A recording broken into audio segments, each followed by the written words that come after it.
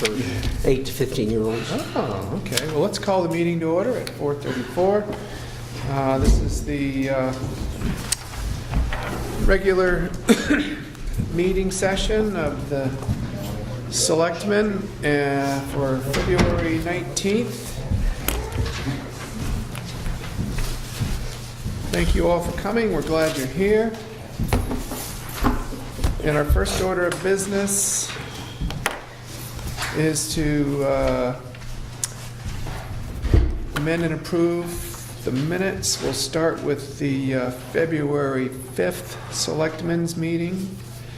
These minutes went out. I don't know if you both have had an opportunity to look at these. Very good. All right. Well, in that case, I'll accept a motion to approve the minutes from the public session on February 5th. So, Second. There is a Okay, correction. any one Yeah, correction. one correction. corrections? I know we have one here, and it's on page 2, and there's a misspelling of our new police officer's name. And so that will go down not as Coughlin, but Coplin, Koplin, is the correct spelling on that. Anything else either one of you have come across? All right. All those in favor of approving the minutes as amended? Aye. Aye. Very good.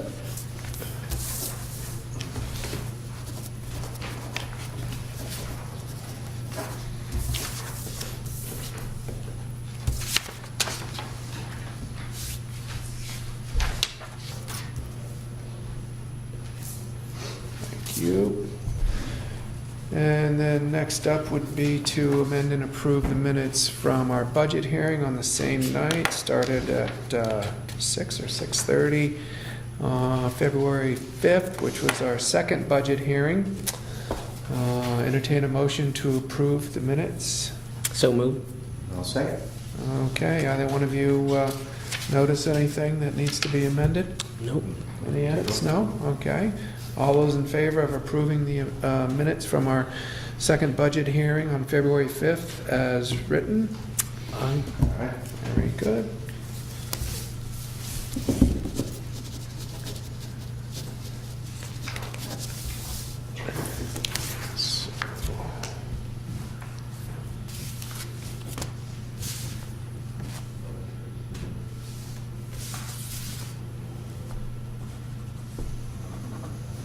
And we also had a non-public session that night, and they ended up sealed, so I'll just have you initial that.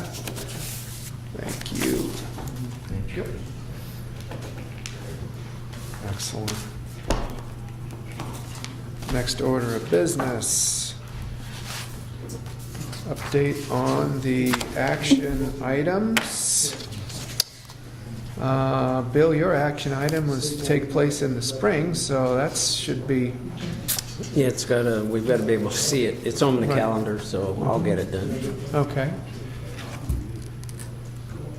Anything else, Bill, for action items that you wanted Nothing to I know mention of. while your name is up? John?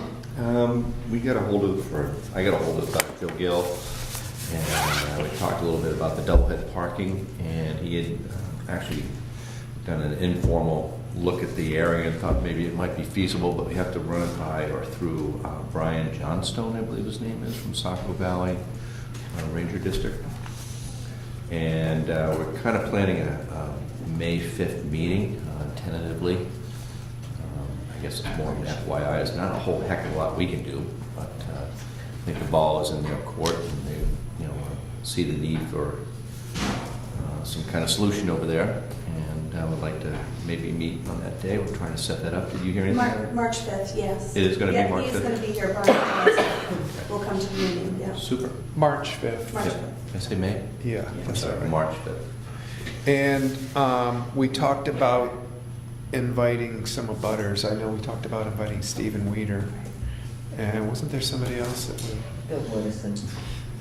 Bill Woodison. Bill Woodison. That's right. So Yeah, if we could, Mac Deal. We'll invite them. his son. All right, yeah. Andrew, yeah. So, He said that you So is it Joe going to be attending that meeting, or is it Brian? Joe works out of the Gorham office, Right. so this isn't his catchment area, really, is it? No, just his neighborhood. Okay. Yeah, right. I know. I sold him the house. So is Brian locked in to March 5th? Yep, I think so, right? Yeah, he is. Okay. Excellent. Just happened And- today, so. That's the same night as our regular meeting, right? Okay. And is this meeting going to take place before? I think it's just gonna be part of our regular meeting. Yes. Okay, Yeah. great. Just add it in as an We'll have agenda it item. on the Excellent. agenda. Yeah. That's great. Great work on that. Thank you for taking that up. Julie is going to work with John on parking issues. Same thing. Same thing. And then Julie Hoyt, going to talk to Doug about putting something on the e-news about neighbors watching Neighbors. That was on there. That was on there. Thank Yeah, you very this week. much. And then in addition, we've got upcoming meeting dates, which again, March 5th at 4:30, that's a Thursday here at the town office. March 10th is our town election day, and polls are open from 8 a.m. to 7 p.m. March 12th is our town meeting, 7 p.m. at the Whitney Center. March 19th will be our regular meeting, and that will be here, and that's a Thursday also at 4:30 p.m. And that brings us to agenda item 3, public comment.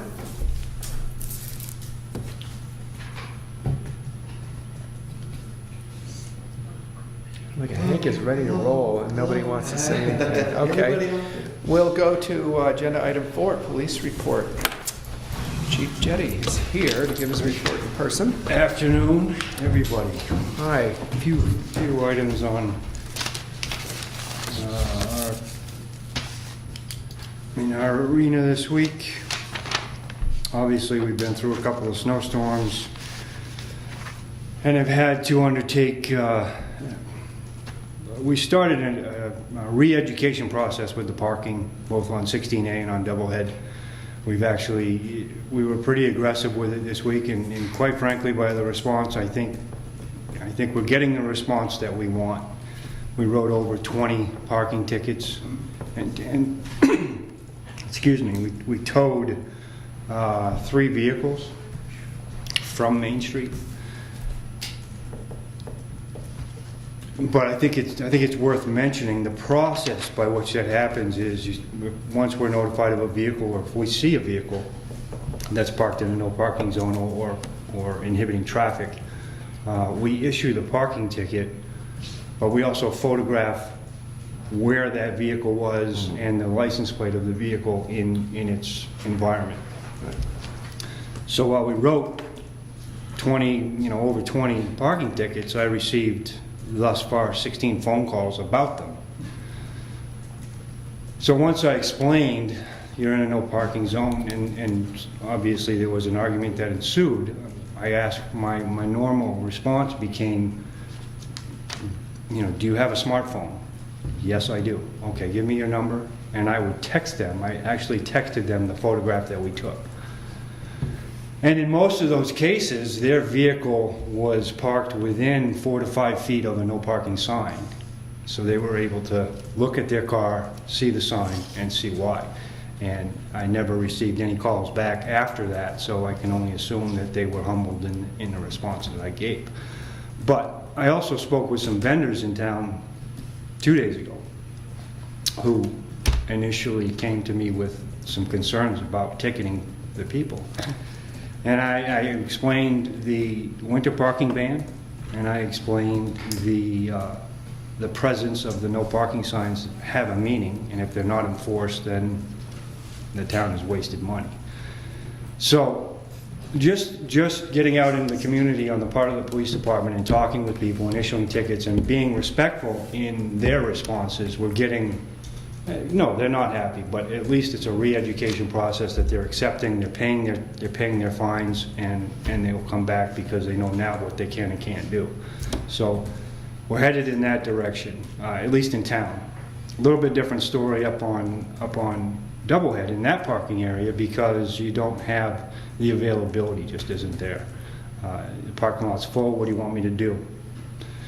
Well, I've been advising you can park at the Black Mountain ski area and come up But that obviously is a pretty big hike, you know. It certainly doesn't make anybody happy about that. And I think that we've applied a little bit more leeway up there in talking with Jay, talking with my guys, that, you know, if it's not during a storm and that vehicle is parked on Dundee Road, and we have at least 16 feet between the parked car and the edge of the car, issue them a parking ticket. All right, if it's during a storm where it's impeding traffic, and then we'll look at towing it. But let's go through the traffic ticket or the parking ticket process first, and then we can talk to them. But we talked to several people up there over several different calls, and they all understood and were very compliant, moved their cars. So it's an issue that we've kind of taken to the next level in terms of putting it back out into the public and letting them know that it's not just a sign for the sake of being a sign. Is the signage adequate? I measured the signage on 16A, and in the problem area, which is between Wentworth Hall Avenue and the J-Town Deli, there's a sign every 80 feet on both sides of the road. So yes, the sign is very adequate. If you park right in the middle of it, they're very clear on both sides. If we were to make an adjustment to that signage, again, I would highly recommend going to a different color sign as opposed to a red on white. Maybe we go into a black on orange, or a blaze orange, which I ended up doing 2 weeks ago up at Steve Weeder's place. I put out some additional signage that is orange and actually photographed it during a snowstorm, and there's no mistaking it. It's just right in your face. You can't not see it. So adequately, it is there if people are mindful and they look for it. So people are parking there for the purpose of hiking up Doublehead. Yes. Is there really an issue with them walking up from Black Mountain? I mean, if that's the best they've got, and you know, you can drop your party off, you can drop your equipment off, your packs off, and then one person walk up from. Absolutely right. It's technically, it's not, you know, it's not property we can, you know, it's not our property to let That's right. somebody do. That's right. use, but- Yeah. No, but that is, unfortunately, that's their option, or Right. they park at the school. Yeah, Right. it's so limited up there, that's what the issue is. I went up there after putting the signage up. The following morning during a snowstorm, I turned into the parking lot, there was a van in the parking area, the only vehicle there at the time, and I went to turn around behind the van, slammed on my brakes because there was a tent right next to the van. They were camping in the parking lot. There's no signage that says they can't do that, but I mean, people are going to use that area. But I think we need a better plan for that area. I think that's what we hope to do. And that van incidentally had a surfboard on the top. Very seasonal. I don't know. Multitasking. So, obviously, excuse me, our department assisted the fire department with a chimney fire on Switchback, just providing support with traffic and whatever we could do with them. We've actually executed 3 arrests this week amongst everything else that's going on. One involving drugs, and the other ones were just bench warrants that came out of district court. So we're remaining active there. The next issue that may warrant a little more discussion or justification is I had occasion to call and talk with the governor's office last week, because as everybody may or may not know, as a police officer, we take an oath to protect and defend the Constitution of the United States. And more importantly than that, we take an oath to protect and defend and enforce the Constitution of New Hampshire. So my phone call to her, the reason I called to her was to get a New Hampshire state flag for the town, because I know we don't have one, or there isn't one flying outside. Which, when you look at what we're sworn to do, makes it a visual representation of the police department and the town's compliance with the New Hampshire state constitution. It has a lot more meaning to the state than people, in my opinion, than people want to admit. But I think it's important that the town display the state flag. So we do have one on its way. And the reason that I asked her to do that is because, excuse me, as a matter of protocol, when you talk about flags and something that's going to be an official flag of the state, it has to actually fly over the Capitol building before it can come to a town. And they hoist it up over the Capitol building, and they bring it down, and they package it up, and they ship it to us. So we're getting an official state flag. A used flag. It's used, yeah. So the issue that I've been looking at, or looked at quite extensively this week, is where to put that flag. There is no room on our current flagpole to do that. If you put another flag up there, and all of a sudden the governor says, okay, everybody needs to fly their flags at half-staff this week or this month or whatever, the New Hampshire state flag is going to end up on the ground, and you're just not going to have it. So I've looked into, and obviously bringing it before you at this point, to look at the viability, look at the possibility of a second flagpole out there, of which there would be a cost incurred.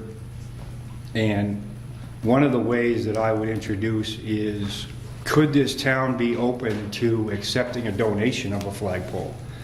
If we were to find somebody who would be willing to do that, we could then have both the flags flying for the town, and the half-staff issue is solved, and in my opinion, we were more representative for the state.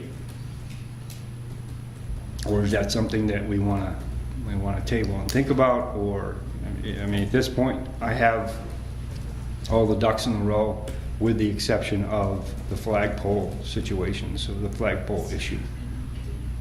Are you talking now, Peter? Mm-hmm. What about the flagpole at the monument? Is that tall enough? That's tall. Well, could you put it there? We have, excuse me, traditionally, and as a matter of protocol, it's flown over the governing body of the town. So it's more apropos to have it at the town office. Is this... Because they don't swear an oath to the Constitution of the state. The school doesn't. No, I didn't mean at the school, I meant at the monument. At the monument, right. Is that flagpole fined in the interim if the flags are not at half? Yes, yeah. It would be for a period of time. Should we get to an instance where they would have to be, we would have to take one of them down to be able to do that. Yep. Yeah. Okay. It's not about strength, it's not about the current height, it's more about being in compliance when the governor says it has to. So your question is, are we open to accepting the donation of a flagpole if one should happen to be made? Exactly. Either one of you have any response? It would have to be, I can't take a donation to the PD. Right. It's against the law. But can somebody make a donation to the town? It's happened before. I mean, people have done that for the flags for Memorial Day and things like that. So, So are you open to taking a donation? Well, just to give you an idea, this is not a $50 or $100 acquisition. We're talking about $1,700 to get an exterior pole that's 30 feet tall. And so, Bill, how do you feel about it? I think if somebody wants to do that, I'd take it. Well, there's your answer. We're open to it. Okay, so I'll move forward with that then. in the meantime, is it possible to use the other one until we get the second one? Well, it's not necessary. They're of the same height, so you're going to run into the same problem. I can go ahead and fly the colors here, and then approach the situation if it's ever called for. until we get it resolved. Cool. That's all I have, That's gentlemen. it? That's Okay. it. Thank you, sir. Thank you. Thank you. Thank you very much, Chief. All right, agenda item 5 is building inspector weekly report. Kevin, it looks like you're here to make that report in person. Welcome, sir. Nice to see you. Well, let me see. What's up? Busy 2 weeks again, kind of, I guess. Last week, you didn't hear anything from last week. It was actually, well, kind of a short week for me. I had minor surgery on one day, so I was out one day. And that day, there was 2 inspections that I was going to do. So Goody did them for me. One was electrical inspection that they passed with no problem, and another one was for to issue a burner permit. And this was on a house that was sold just recently, but they had a permit out that they did a lot of work on, and this permit was pulled last year, and I wasn't aware of the work that was done there. So I finally caught up with them. I made multiple calls the last couple of months and found out that it's actually a couple of realtors in this town. They call themselves a certain name. Anyway, I straightened that out. So did the inspection there, and they didn't have a current oil burner permit, so Goody took care of that. And they had some other violations, which they're going to fix. And so they're on top of that.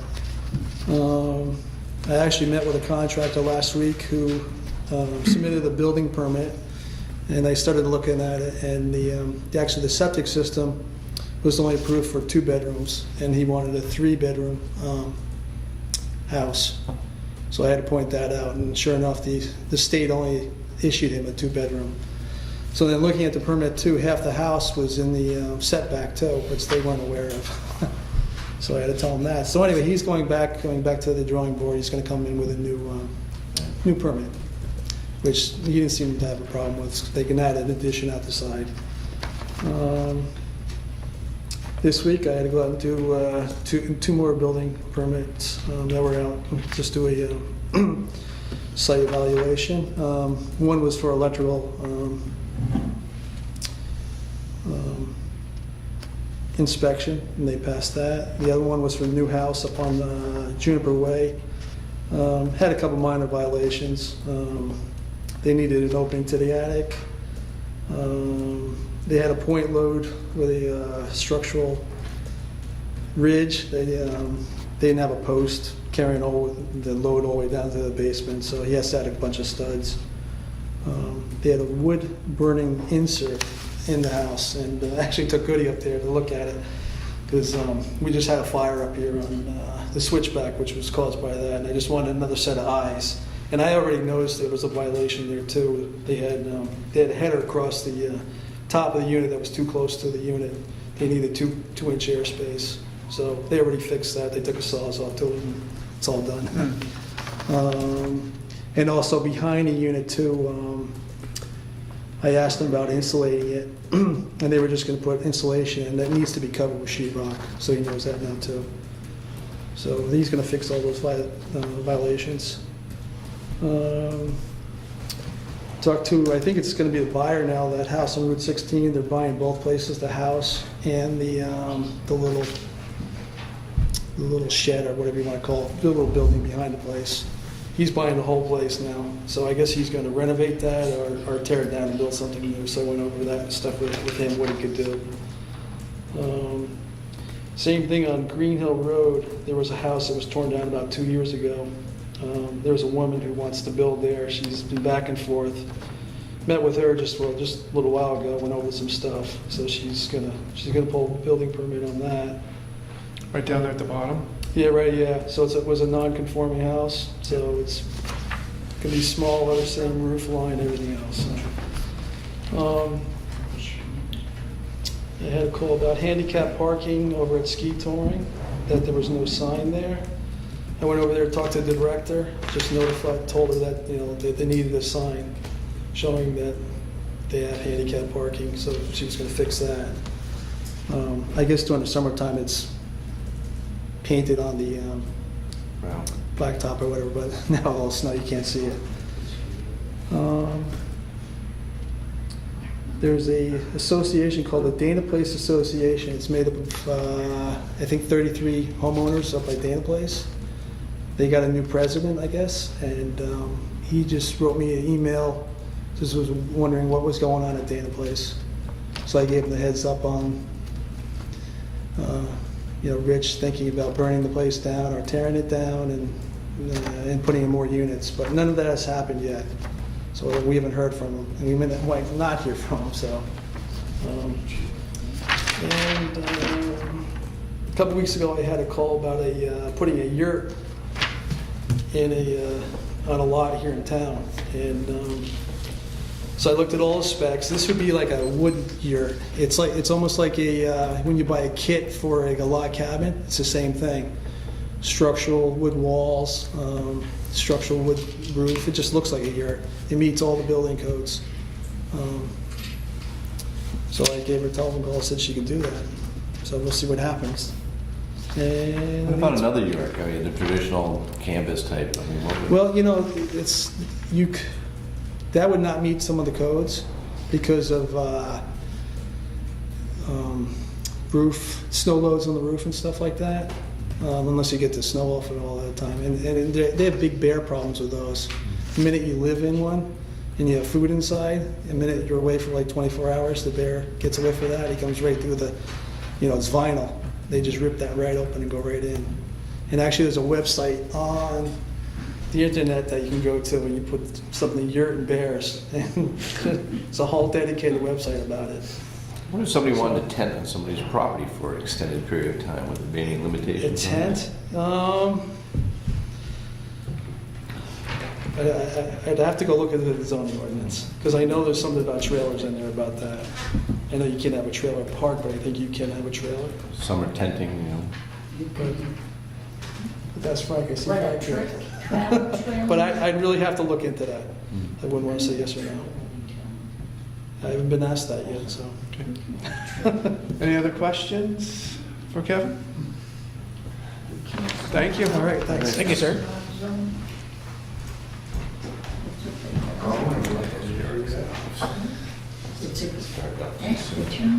Yeah. Next up is new business, and we have an intent to cut form here. And this is for Highland Farm Trust. Map R17, Lot 18, Circuit Road. Entertain a motion to approve, sign off on the intent to cut. So moved. I'll second. Okay, all those in favor? Aye.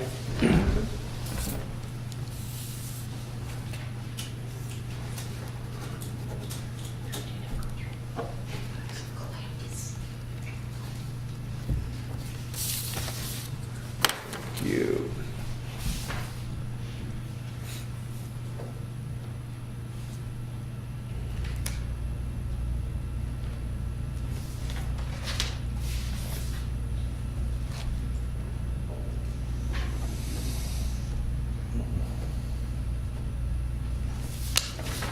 And we've also got the MS 636 form here. This is the budget appropriations that we put together. And this will go out to the DRA. So I'll entertain a motion to sign off on the Town of Jackson budget. So, second. 2015. Make So that moved. motion. Second. Okay, very good. All those in favor? Aye. Aye. Sees. Bill making a motion. Yeah.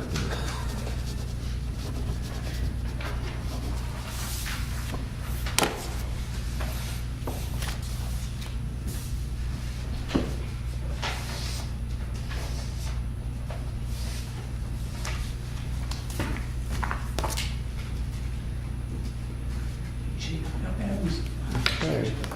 And I had one item under old business, and I just wanted to bring it up with you too, based on our meeting last week when we talked about the fire truck and finalized that town warrant article and got feedback from people present at the hearing that shouldn't we consider purchasing the truck once the voters approve the warrant article.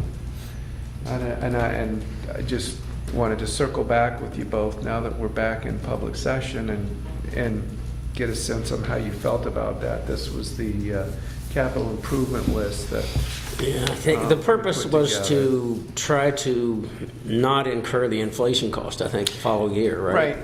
So if you bought it, if you had the money, you're ready to do it, you could do it 1 year earlier and save, what is the inflation cost? 30,000 is the figure we 30,000, I think got. is what it was. So, I mean, I can say I would approve doing it early, but I'd sure like to be sure that the fire department wants to do this. Right. I mean, beyond that, I think it's fine. I'd save the $30,000, but I think I'm not the person. I mean, I really would like to talk to Right. Jay and Kevin. Do you have any opinion? About buying it now, this year or next year? I mean, I think, I mean, if you're gonna buy it, you might as well save the 30,000. Yeah. I did talk to Jay, and he said only that makes it sense. seemed like it made sense to him Yeah. as well. But it's not like we need to decide that, but while we Would have it be a opportunity to motion talk you would about make it. at the meeting? Once we have the funds appropriated for the purchase, I mean, the warrant article is not going to direct us to purchase it this year. It's just going to provide the funding. Right, so but once you get it'll it, be up to us. once you get it approved, are you saying in that meeting is to go ahead and do it, or you want to do it at a selectment meeting later? Well, we could do it, we don't have Either to do it way. at the town meeting. Okay. We can do it afterwards. Okay, I would do it after. See I if you would guys. do it. So we have to make sure the money is raised first, Right. and once we have the money raised, then we can spend Yeah. it. Okay. Right. We don't need a special Yeah. permission to do that. That's the Okay. whole point of the article. Any thoughts from you about No, I whether we think- should wait another No, year? if, you know, and the other side of it too is we'll, you know, theoretically make more money on the sale of the old one if we sell it then. Theoretically Another good correct. point. And Lord knows, the last two vehicles we've put out there, we've I got know. more. I know. I was amazed got that for that truck. I'm still wondering if that What else guy do you is sell? doing anything else for sale. Right, right. All right. Well, that's all I had Okay. for old business. I just wanted to see how you guys felt about that. It's like here. Anything you want to share with the board? No. Okay, just checking. That's all right. We're actually at public comments, so now's your opportunity. Yeah. Public comments? Actually, an old I was just sharing a photograph of a car sitting in front of a no parking sign. Any other public comments tonight? We didn't have any old business, right? No, we didn't, and I just brought up the truck for that. Well, having gone through the agenda and having no more public comments, so I'll entertain a motion to adjourn. So moved. I'll second that. All those in favor? Aye. Very good. Thank you, everybody. Thank you for coming. Yeah.